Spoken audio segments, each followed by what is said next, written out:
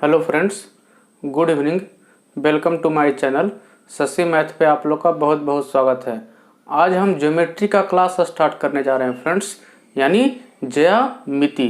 जो स्टूडेंट को लगता है ज्योमेट्री बहुत ही हार्ड है, उनके लिए हम बता दें, आज से मेरा हर वीडियो ज्योमेट्री का देखिए, आपको ज्योमेट्री इजी लगने लगेगा। एकदम बेसिक क्लास से बताएंगे, जीरो लेवल से बताएंगे और सुपर हाई लेवल तक ले जाएंगे। तो चलिए फ्रेंड्स स्टार्ट करते हैं।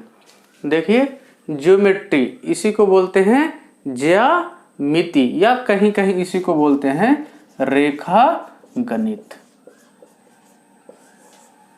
ज्योमेट्री किसको बोलते हैं?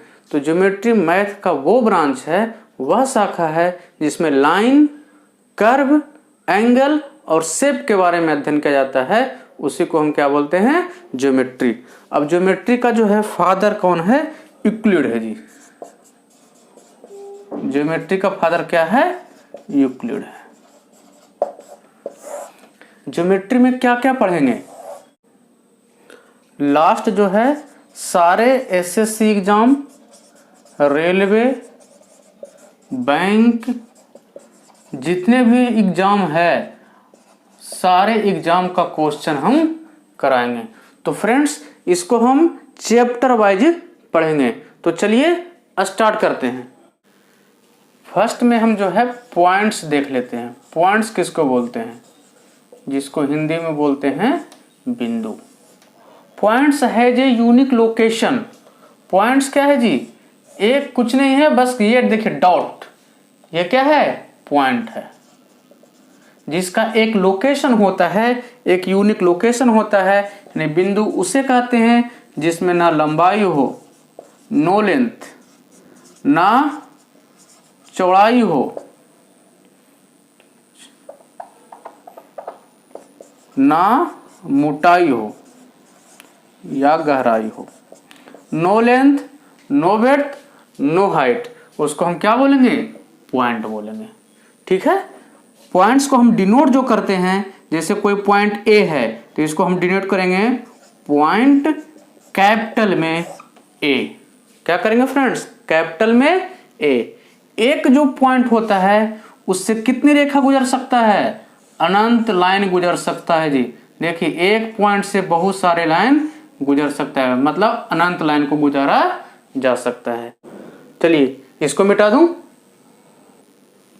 देखिए, संरेख तथा असंरेख बिंदु। Collinear and non collinear points.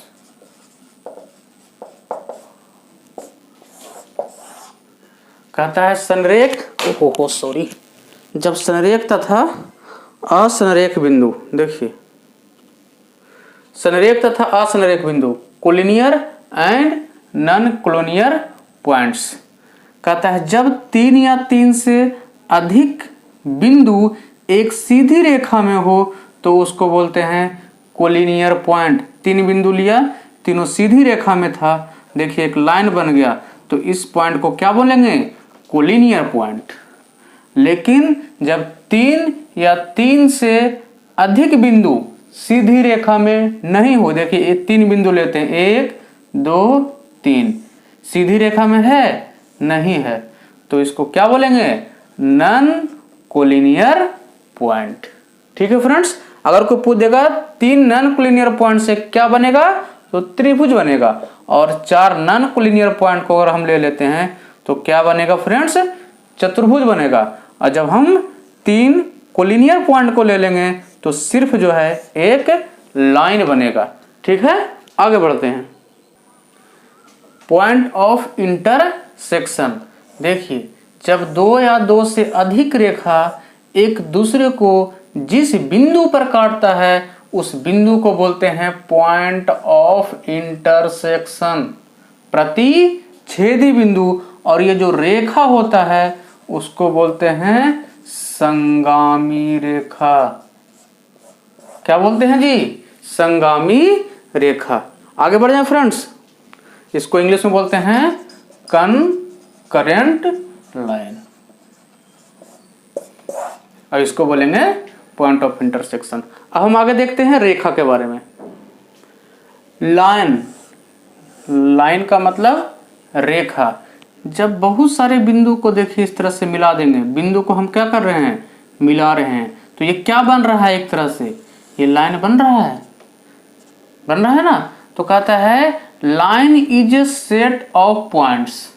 Line क्या है, बिंदुओं का एक समूह है जिसमें सिर्फ लंबाई होता है, ओनली वन डायमेंशन, वो भी डायमेंशन क्या होगा, लेंथ होगा। यानी जिसमें चौड़ाई नहीं हो, मोटाई नहीं हो, सिर्फ लंबाई हो, वो क्या कहलाएगा, रेखा कहलाएगा। रेखा का एंड पॉइंट नहीं होता है, ये हमेशा जाते रहेगा, पता नहीं अनंत तक जाएगा, ये भी अनंत तक जाएगा। यानी इसका रेखा का एंड पॉइंट नहीं होता है। तो यदि कोई रेखा है ए बी, तो उसको हम डिनोट करेंगे ए बी, और ऊपर में इस तरह से दो लाइन खींच देंगे, ए बी रेखा हो गया। रेखा का एंड पॉइंट नहीं होता है, कहीं भी आगे तक जा सकता है। रेखा में सिर्फ लंबाई होगा, सिर्फ वन डायमेंशन होगा, वो भी लेंथ है। अब इसे में आता है लाइन सेगमेंट, रेखा खंड। देखिए इसको तोड़िए, ब्रेक कीजिए, रेखा खंड यानी जो रेखा है उसका एक पार्ट, एक टुकड़ा। जैसे देखिए कोई ए बी, यहाँ एक रेखा है जिसका एक पार्ट हम यहाँ से यहाँ तक का ले लेते हैं, ये CD हमने ले लिया। तो देखिए तो इसका फिक्स लंबाई होगा 2 सेंटीमीटर, 4 सेंटीमीटर, कुछ भी होगा, इसका फिक्स होगा, ना इधर बढ़ेगा ना अब इधर बढ़ेगा, ये फिक्स हो गया। तो इसको क्या बोलेंगे, रेखा खंड बोलेंगे। यानी रेखा खंड के जो लंबाई होता है वो फिक्स होता है। अगर हमको डिनोट करना है CD रेखा को, रेखा खंड को, तो CD के बाद इस तरह से लगा देंगे। ठीक है फ्रेंड्स, इसी में अगर आप आगे देख लीजिए, एक होता है रे, किरण। इसका जो रहता है लास्ट का जो पॉइंट होता है, जहां से स्टार्ट होता है, वो तो फिक्स रहता है, लेकिन जब ये चलना शुरू करता है तो ये कहां तक जाएगा इसका कोई पता नहीं है। सूर्य का किरण सूर्य से तो निकलता है, ये फिक्स है, कहां तक जाएगा उसका कोई पता नहीं है, तो ये क्या कहलाएगा, रे कहलाएगा। या इधर भी कर सकते हैं रे, इसका एंड पॉइंट क्या होता है, फिक्स होता है। कोई रेखा, कोई किरण है ए बी, तो इसको क्या डिनोट करेंगे, ऐसे, मतलब ए से बी की ओर जा रहा है, और बी से ए की ओर आएगा तो लिखेंगे बी ए। बी से क्या हो रहा है, लाइन ए की ओर जा रहा है। आगे देखते हैं। देखिए फ्रेंड्स, ये रेखा के प्रकार, टाइप्स ऑफ लाइन। देखिए एक होता है सीधी रेखा, स्ट्रेट लाइन, देखिए सीधा रेखा हो गया, ठीक है। वक्र रेखा, कर्व लाइन, आप जानते हैं ऊपर नीचे ऐसे चलता है, ये क्या हो गया, कर्व लाइन हो गया। संगामी रेखा, कनकरेंट लाइन, अभी बताए थे, जब दो या दो से अधिक रेखा एक दूसरे को काटता है तो इस तरह से जो रेखा होता है एक दूसरे का क्या होता है, संगामी होता है। ये कौन सा रेखा हो गया, सब एक दूसरे का संगामी रेखा हो गया। समानांतर रेखा, देखिए समांतर रेखा का मतलब वैसा दो लाइन जिसके बीच की जो लंबाई है समान होता है, उसको क्या बोलेंगे, पैरेलल लाइन। देखिए यहां से यहां दूरी समान होगा, यहां से यहां दूरी समान होगा, इसको पैरेलल लाइन बोलते हैं। कहीं तक आप इसको बढ़ाते जाइए, डिस्टेंस हमेशा दोनों के बीच का क्या होगा, सेम होगा, तो इसको क्या बोलेंगे, पैरेलल लाइन। पैरेलल लाइन जो होता है कितना भी आगे बढ़ा दीजिए वो कभी एक दूसरे से नहीं मिलेगा। तिर्यक रेखा, ट्रांसवर्स लाइन, देखिए ट्रांसवर्स लाइन क्या है, जब दो समांतर रेखा को, देखिए एक ये है और ये है, एक दूसरे का क्या है, समांतर रेखा है। समांतर रेखा को कोई तीसरा लाइन यदि आकर के काट देता है तो इसको बोलते हैं तिर्यक रेखा, ट्रांसवर्स या ट्रांसवर्सल लाइन। ठीक है फ्रेंड्स, देखिए समांतर रेखा, इसको मान लेते हैं ए बी है और सी डी है, तो इसको लिखेंगे कैसे, ए बी दो लाइन खींचे गए से समानांतर है सी डी।